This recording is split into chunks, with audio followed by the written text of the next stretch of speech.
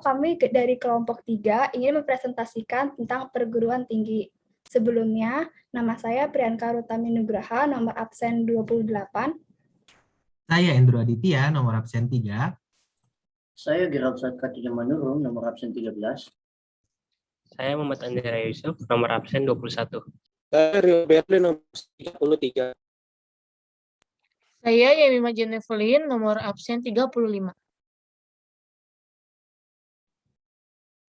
ITS, Institut Teknologi 10 November, berasal dari pengusulan pendirian Yayasan Perguruan Tinggi Teknik atau YPTT di Surabaya oleh Dr. Angka pada Lustrum 1 PII Jawa Timur 10 November 1957. Pada tahun 1960, namanya berubah menjadi Institut Teknologi 10 November atau ITS, dan 1 tahun kemudian resmi menjadi perguruan tinggi.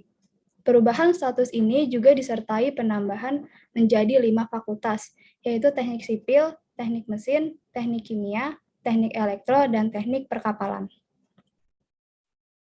Pada tahun akademik 2021-2022, pola penerimaan mahasiswa baru program sarjana dan program vokasi ITS dilakukan melalui 3 pola, yaitu yang pertama, Seleksi Nasional Masuk Perguruan Tinggi Negeri atau SNMPTN, Seleksi Bersama Masuk Perguruan Tinggi Negeri atau SBMPTN, dan Seleksi Mandiri, yaitu Seleksi Kemitraan, Mandiri, dan Prestasi atau SKMP.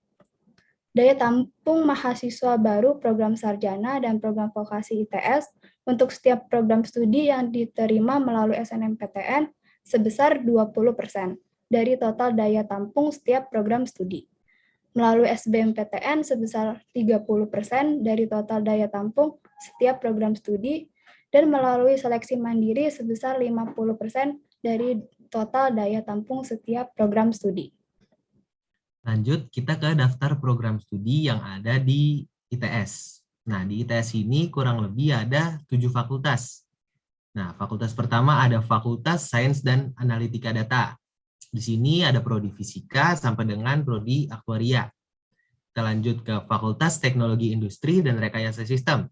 Ada teknik mesin, ada teknik kimia, sampai ke teknik pangan. Lalu selanjutnya Fakultas Teknik Sipil, Perencanaan, dan Kebumian. Mulai dari teknik sipil sampai dengan teknik geofisika ada dalam fakultas tersebut. Selanjutnya ke Fakultas Teknologi Kelautan. Ada teknik perkapalan, teknik sistem perkapalan, teknik lautan, teknik transportasi laut, dan teknik bangunan lepas pantai. Lanjut lagi, kita ada Fakultas Teknologi Elektro dan Informatika Cerdas. Ada teknik elektro, teknik biomedik, teknik komputer, sampai teknik informasi. Fakultas Desain Kreatif dan Bisnis Digital, terdiri dari desain produk industri, desain interior, sampai studi pembangunan.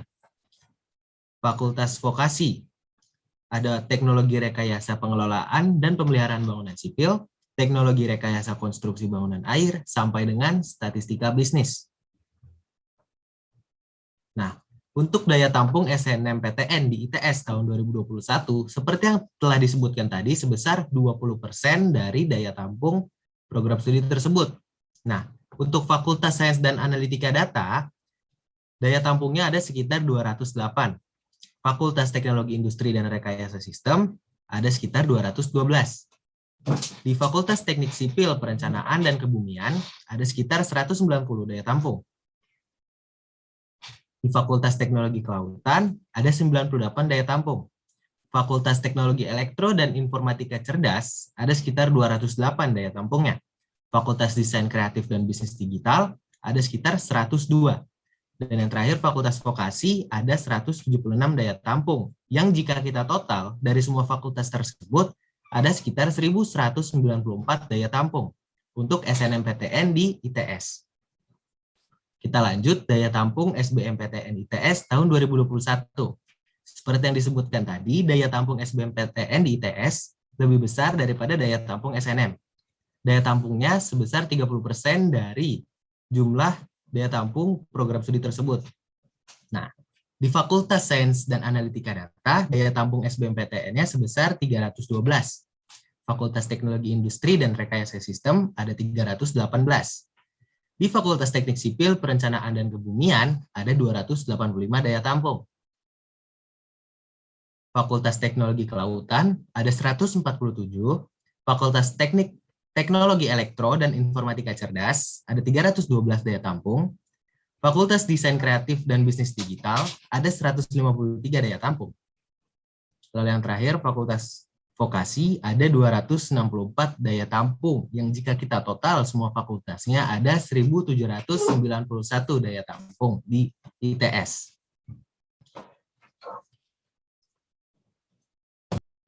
Berikut adalah biaya pendidikan SNMPTN dan SBMPTN ITS.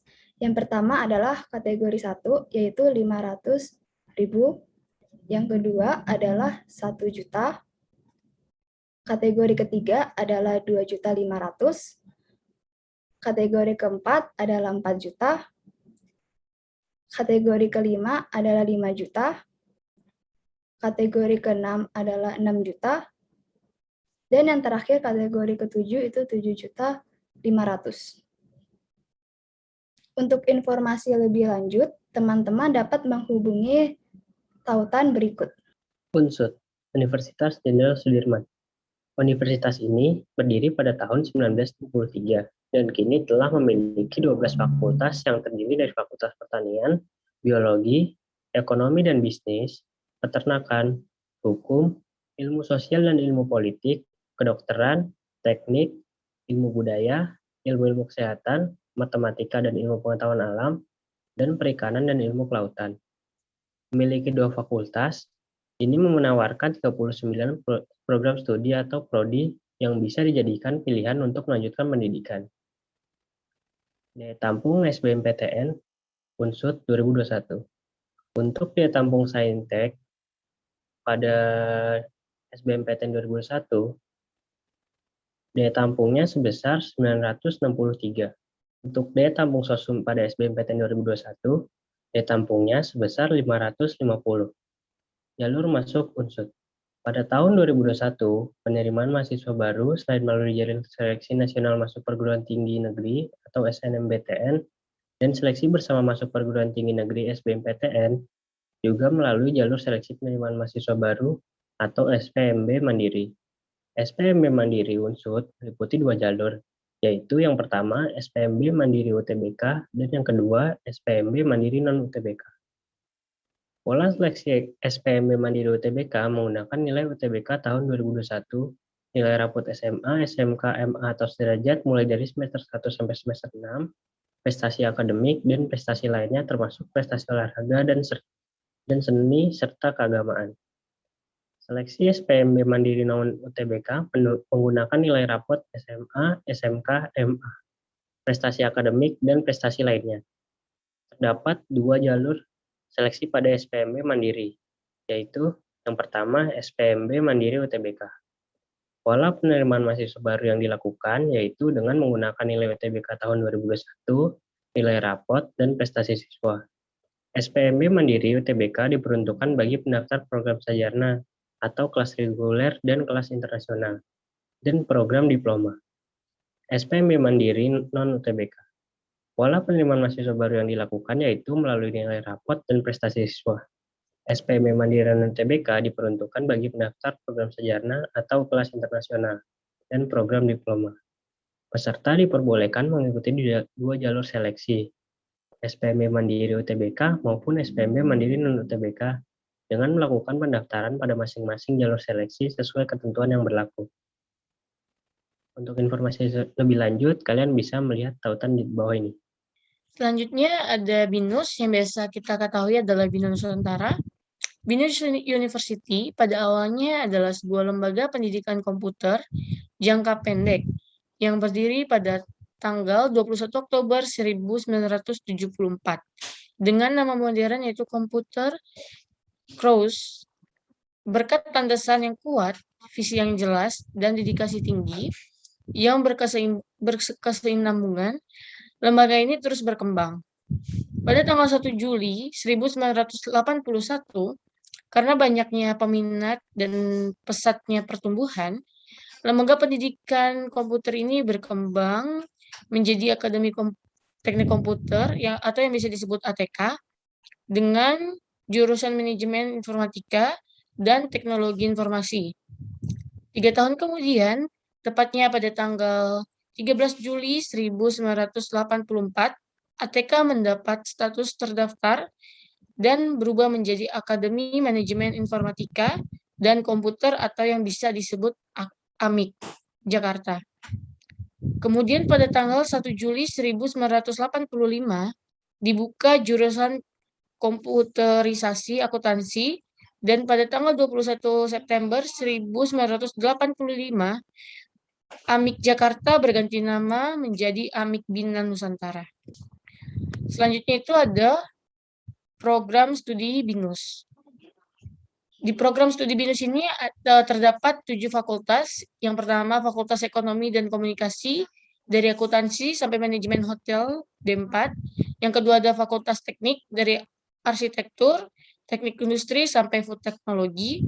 Yang ketiga ada Fakultas Teknik Informatika, dari teknik informatika, teknologi dan aplikasi bergerak sampai cyber security.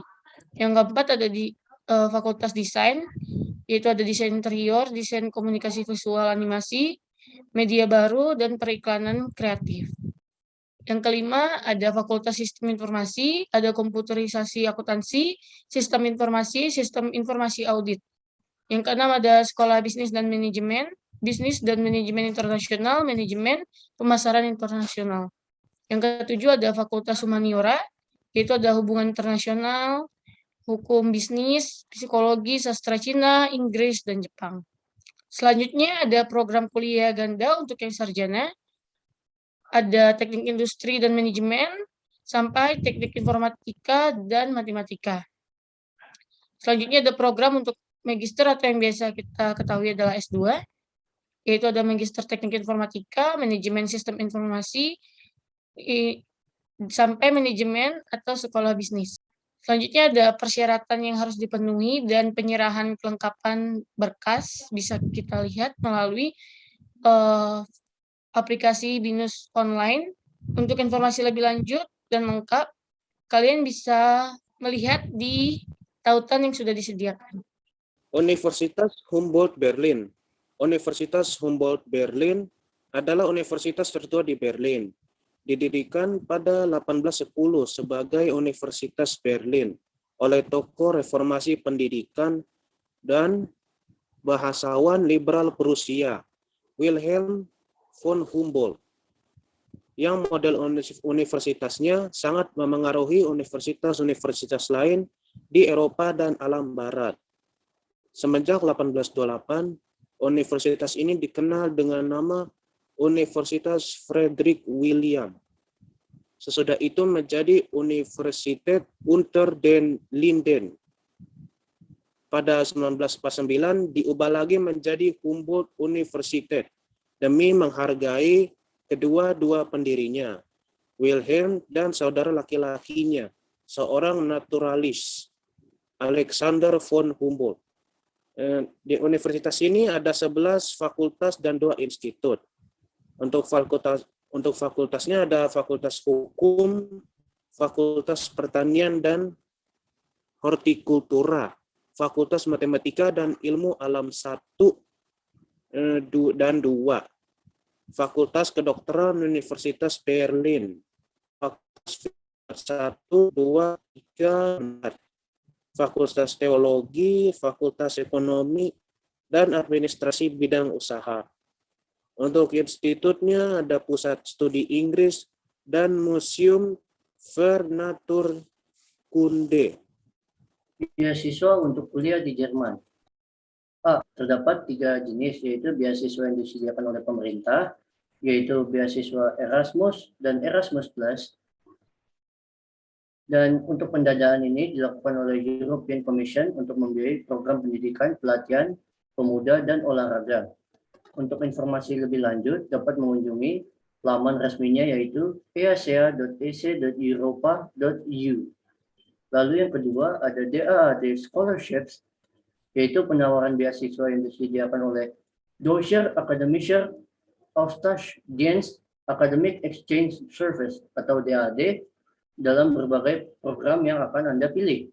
Untuk informasi lebih lanjut dapat dikunjungi melalui laman DAAD pada Indonesia yaitu www.dadjkt.org.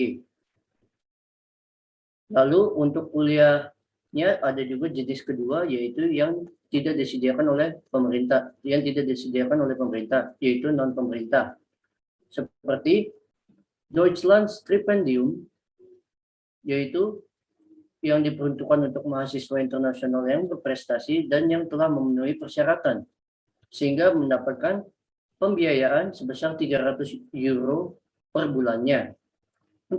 Untuk informasi yang lebih lanjut dapat mengunjungi lamannya, yaitu www.deutschlandstipendium.de. Lalu Heinrich Böll Scholarship, yaitu jenis beasiswa yang ditawarkan oleh Heinrich Böll Foundation yang rutin dilaksanakan setiap tahun dan terbagi dalam 2 gelombang pendaftaran. Untuk informasi lebih lanjut dapat dikunjungi laman resminya, yaitu www.böll.de. Yang kelima ada Kurt Hansen Science Scholarships, yaitu bagi pelamar yang ingin merambah atau masuk ke dalam dunia sains. Dengan tawaran beasiswa yang satu ini mampu Anda pertimbangkan, yaitu program yang didanai oleh Bayer. Untuk informasi lebih lanjut dapat mengunjungi laman resminya, yaitu www.bayer-foundations.com.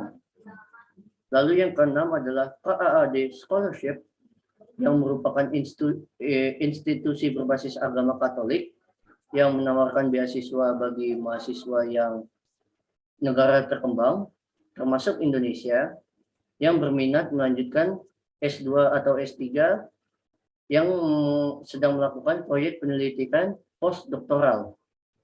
Untuk informasi yang lebih lengkap dapat mengunjungi laman resminya, yaitu http://kad.de.